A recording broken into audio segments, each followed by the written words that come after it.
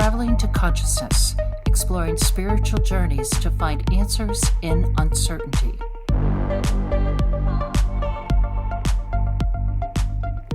What is up, conscious monkeys? Welcome back to another episode of Traveling to Consciousness, your favorite podcast in the entire multiverse.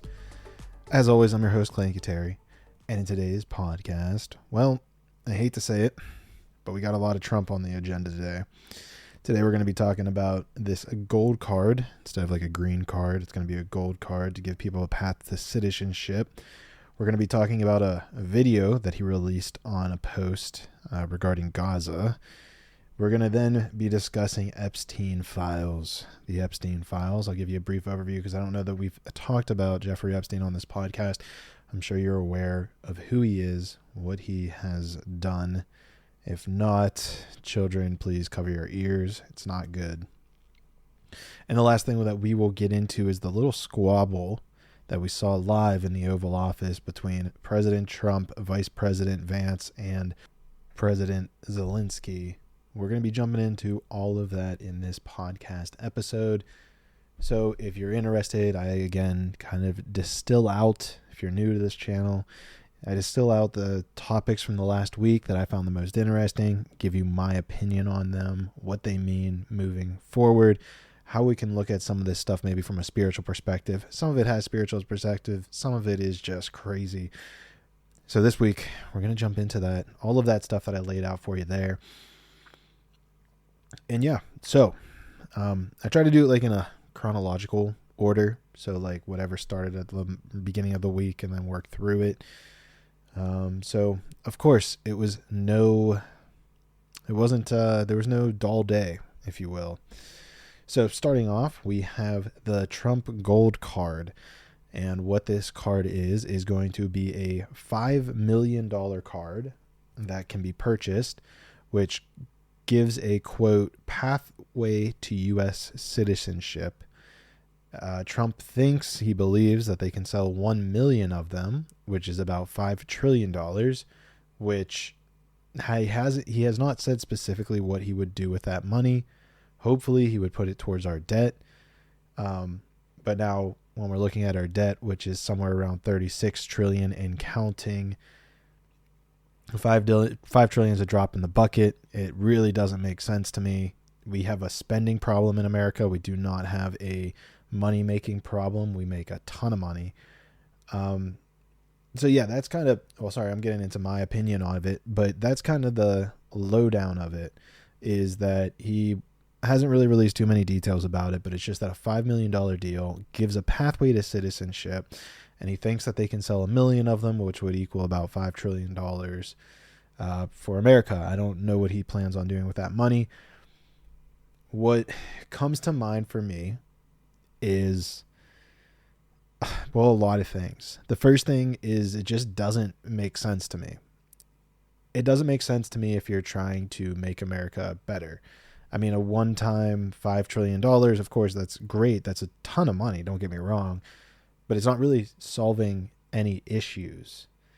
And if anything, all I can see is that it's actually going to widen the wealth gap that already exists within America, which is not good. I think that the energy that was put into this gold card should have been put into fixing the legal immigration process that we have in America.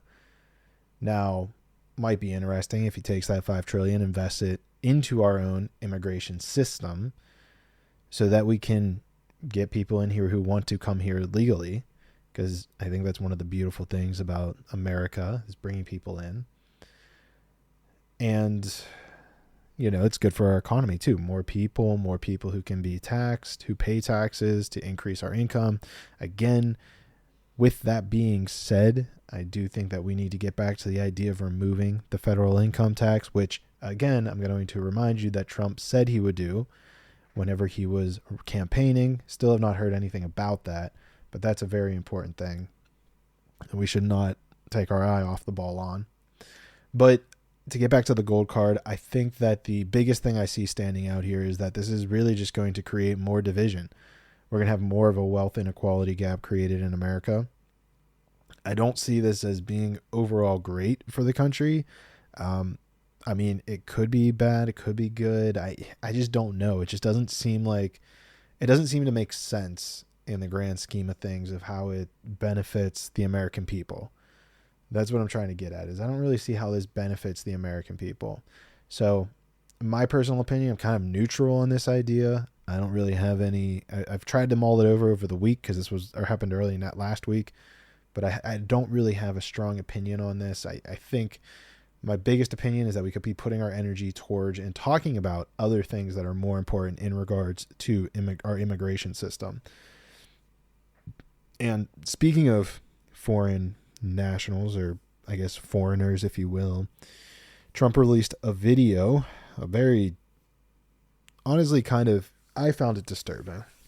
A little bit of a disturbing video called, I don't know what he called it, but it was this AI generated video where it showed Gaza today, ruined, destroyed from all the money that America spent, well, the American taxpayers spent, that we're going to have to fund to kill the lives of innocent people. There was a video that started off with that. And then AI transformed into this like Las Vegas 2.0, where you see Trump Gaza over everything and things are in gold and there's high rises and it's this very luxurious area. And it's so crazy to me because there's a lot of things here. Actually, there's some spiritual knowledge. There's some indigo education here we can jump into. But before we jump into that, I want to highlight that, again, 0 Palestinians will be able to live here. And Trump has even openly admitted that his goal is to remove all the Palestinians from this area. He wants other countries to take them in. And furthermore, and I think this is probably even the more disturbing point, is that this is not, I repeat, not putting Americans first. He coined this phrase, America first, and this is the opposite of America first. Investing a ton of money into Gaza? I mean, how absolutely insane is that? We just spent trillions of dollars to destroy it, and now we're going to spend maybe trillions again to rebuild it. It's honestly quite disturbing for me, at least. I find it to be quite disturbing. And something I actually didn't put in my notes, but actually as of this morning, I believe, Israel is setting up basically I don't want to say, I think it's like a siege essentially, but they're basically cutting off supplies from getting into Gaza. So they're going to create a humanitarian crisis, and I believe it's actually considered, what's the word?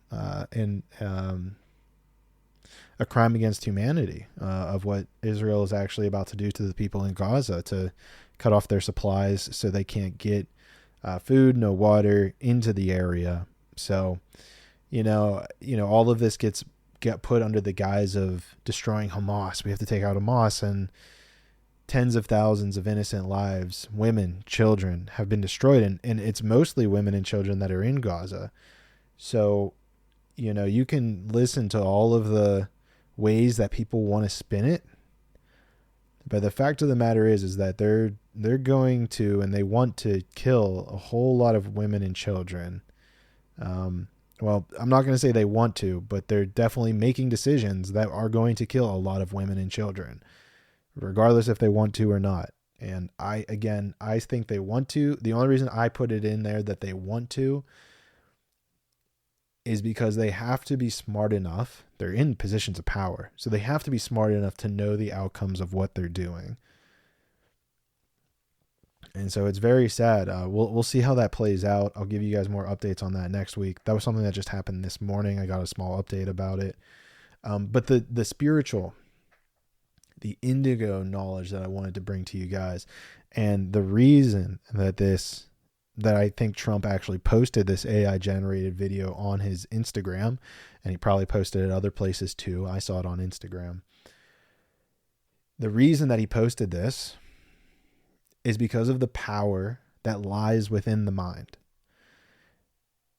the visualization of people visualizing and connecting Trump to Gaza, thinking, oh, wow, Trump, Gaza, it's beautiful, it's this, it's that, creates a lot of energy in that direction, creates a lot of power in that direction. People start thinking about it. I'm talking about it right here, which is a good point.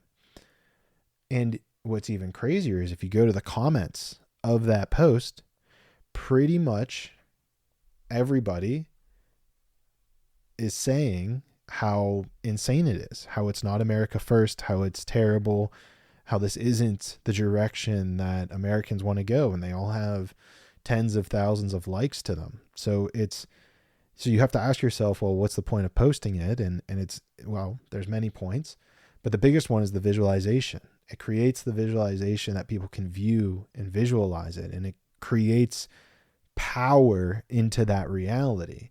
Because visualization is definitely powerful. It definitely exists. It's definitely real. And that's what he's utilizing there. Another way that, and as another example, if you still are hung up on the visualization, you can look back at how many times, I think like Simpsons is a good example. Simpsons always is quote unquote predicting these future events. An example of one being 9/11. Another one being Trump going down the escalator, because the Simpsons, their demographic is highly into the political sphere. They also have been a very long running show. So they create a lot of these quote unquote themes of what is trying to be created in the future.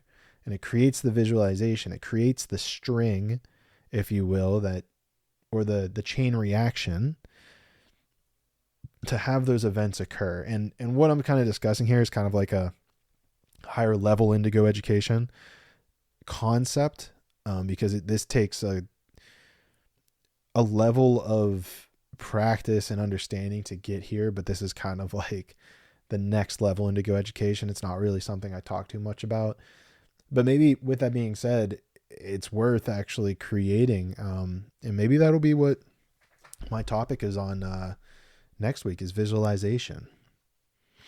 Let me write that down. Yeah, maybe that's what we got to do, is visualization. Because there's a lot of truth to it. And if you know the power of it, excuse me, it can be very helpful. With that being said, let's jump into the next thing. Jeffrey Epstein, the Epstein files. Now, if you don't know, again, it's very tragic. I'll keep it PG. Jeffrey Epstein basically trafficked kids, and you can watch the documentary. He basically was connected with the political elite of the world. Jeffrey Epstein is to the political elite as P. Diddy is to the musicians. And I feel like there's probably another person out there who is the kind of ringleader for other things. But essentially Epstein is the sex trafficker, the child trafficker for the political elites.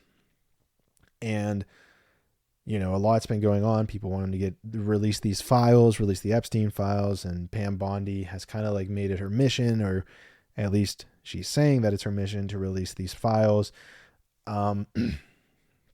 She says she's getting stonewalled by the FBI. She's only gotten maybe 200 of thousands of documents that are in existence. I really don't know. We can try to give her the benefit of the doubt for now. But what she released was considered the first phase of declassified documents. And all it was basically just flight logs dating back to like 1994.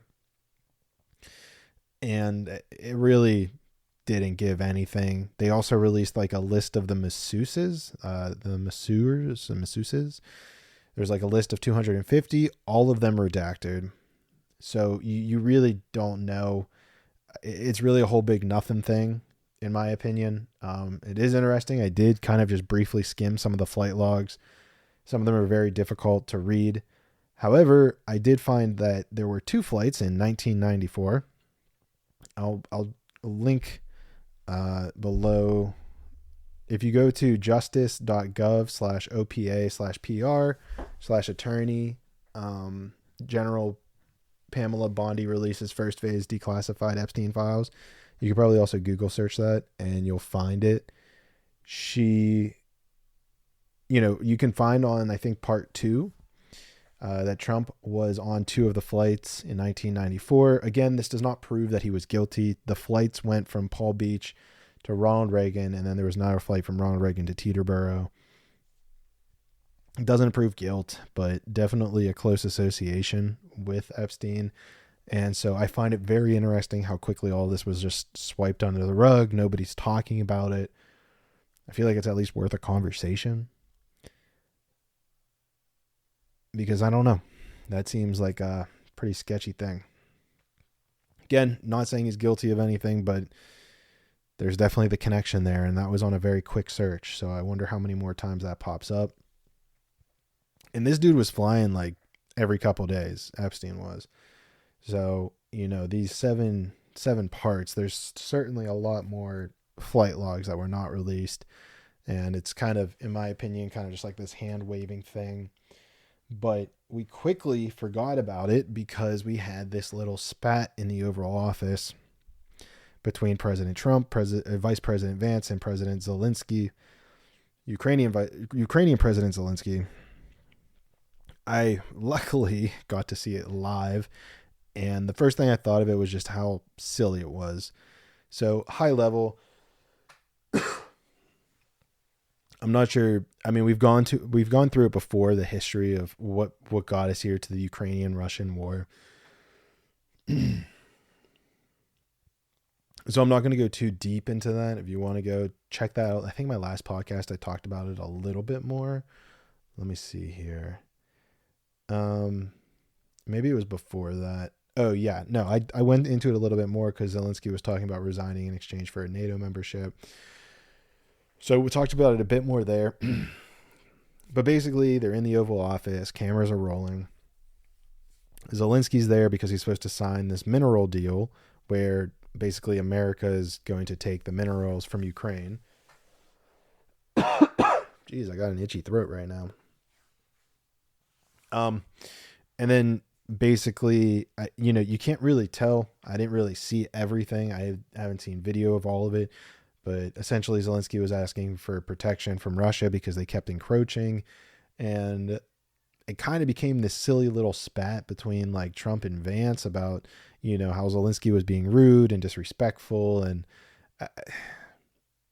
I don't know. I mean, you can kind of twist it in many ways. It seems pretty silly to me, if I'm being honest, like the way that it all spun out. I definitely got the vibe that none of them were really acting presidential, if you will. It definitely is the first time I've ever seen a president, a vice president, and then a foreign president have such a